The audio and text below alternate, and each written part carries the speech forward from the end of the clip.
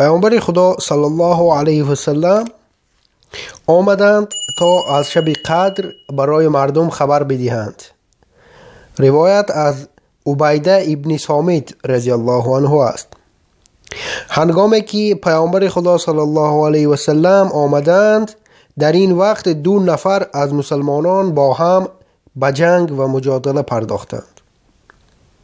پیامبر خدا صلی الله علیه و سلم فرمودند: من آمده بودم تا برای شما از شب قدر خبر بدهم، ولی فلانی و فلانی با هم مجادله پرداختند و تعیینش از بین رفت و شاید این کار به خیرتان باشد و خودتان آن را در شب 27 و 29 و 25 جستجو نمایید.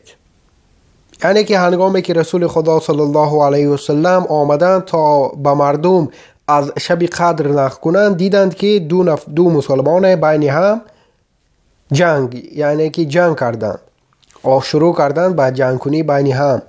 هنگامی که رسول خدا صلی الله علیه و سلم این حالت را دیدند، با آنها گفتند، به تمام مردم گفتند که من آمده بودم با نیتی که به شما از شب قدر نقل کنم، لیکن مادامی که این 2 نفر جنگ کرده ایستاده بودند، این نیت من از بین رفت و شاید که این بر فایده شما باشد. گفتند و آنجا گفتند که شما این شب را در شب 27، 29 و 25 جستجو نمایید. از ابو هریره رضی الله عنه روایت است که گفت: روز پیامبر خدا صلی الله علیه و سلم در بین مردم نشسته بودند. شخص آمد و از ایشان پرسید: ایمان چیست؟ فرمودند: ایمان عبارت از ایمان آوردن به خدا و ملائکه و دیدار خداوند در آخرت و ایمان آوردن به پیامبران و ایمان آوردن به روز جزا است. آن شخص پرسید: اسلام چیست؟ فرمودند: اسلام آن است که خدا را عبادت کرده و به او شریک نیاوری، نماز را خوانده و زکات را که بر تو واجب است ادا نموده و ماه رمضان را روزه بگیری. آن شخص پرسید: احسان چیست؟ فرمودند: احسان آن است که خداوند را طور عبادت کنی که گویا او را میبینی و اگر تو او را نمیبینی یقینا او تو را میبیند. آن شخص پرسید: قیامت چه وقت است؟ فرمودند: من علامتی آن را برایت میگویم. این وقتی که کنیز بی خاتونی خود را تولد نماید و این که ساربانان شترچران دست به توسیع عمران بزنند. و دانستن وقت قیامت به طور دقیق یکی از 5 چیزی است که بجز خداوند متعال هیچ کسی آنها را نمیداند.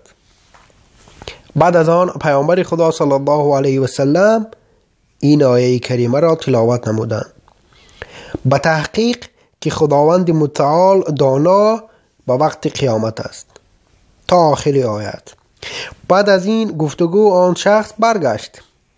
پیامبر خدا صلی الله علیه و سلم فرمودند که او را بیاورید و آنها دیگر اثری او را ندیدند، یعنی که این شخص ناپدید شد. پیامبر خدا صلی الله علیه و سلم فرمودند: این جبرائیل بود که آمد تا دین مردم را برایشان بیاموزد. از نعمان ابن بشیر رضی الله عنه روایت است که گفت: از پیامبر خدا صلی الله علیه و سلم شنیدم که فرمودند: حلال واضح و آشکار و حرام واضح و آشکار است و بین حلال و حرام اموری شبهناک است که بسیاری از مردم آنها را نمیدانند.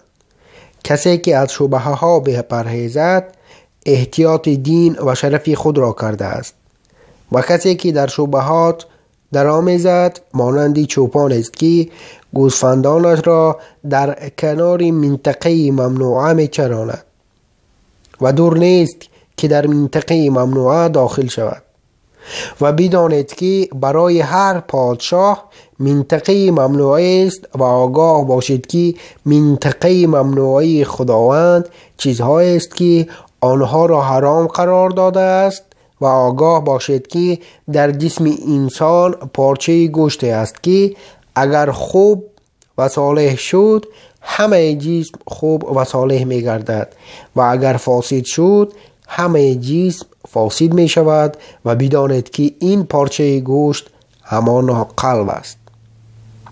دوستان عزیز، اگر شما می خواهید از نوارها و ثبت‌های بیشتری ما با خبر باشید، پس حتما در شبکه ما در یوتیوب با نام برادر مسلم آبونه یعنی پدپسد شوید و نوارهای دیگری ما را می توانید آنجا در یوتیوب کانال ما دریابید و اینچنین می توانید در شبکه‌های اجتماعی به مانند فیسبوک، ادنکلاسنیکی، کانتکت با گروه های ما با نام برادر مسلم آبونه شوید و آنجا موضوع های ما را مطالعه نمایید.